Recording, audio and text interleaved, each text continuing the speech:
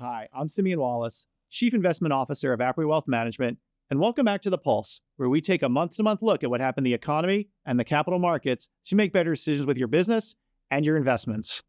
The start to the year has been positive.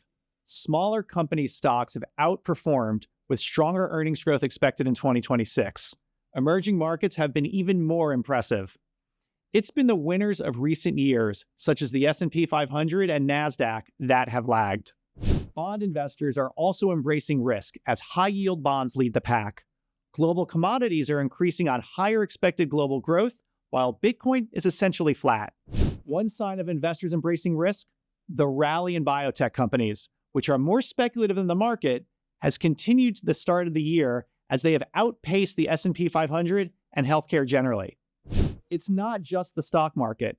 Bond investors are taking more risk. They're accepting amongst the lowest compensation for risks going back decades. Now, this is in both investment grade and high yield markets. Markets are now expecting 2 rate cuts this year, one in the summer and another by year end.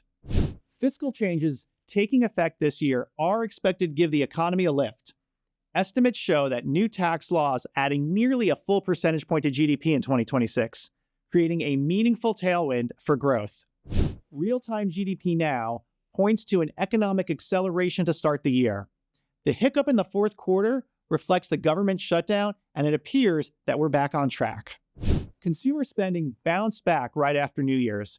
We're seeing stronger activity both in-store and online, especially in discretionary categories such as apparel and restaurants, which signals that households are still willing to spend.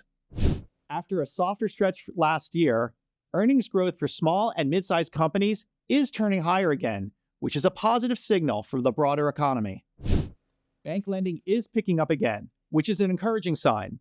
When banks increase loan activity, it usually reflects more confidence from both lenders and businesses, and it supports stronger economic momentum. Capital markets are opening back up again.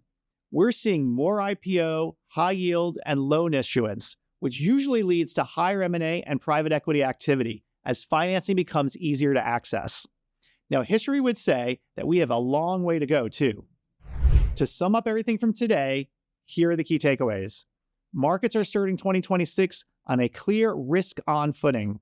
We're seeing leadership shift towards small caps, emerging markets, and other areas that had lagged. Credit and commodities are also firm as investors accept more risk. Rate cut expectations and new fiscal stimulus are supporting the outlook, and underneath the surface, economic activity is improving. With that, I'm Simeon Wallace, Chief Investment Officer of Apri Wealth Management, and I'll see you next time with our next edition of The Pulse.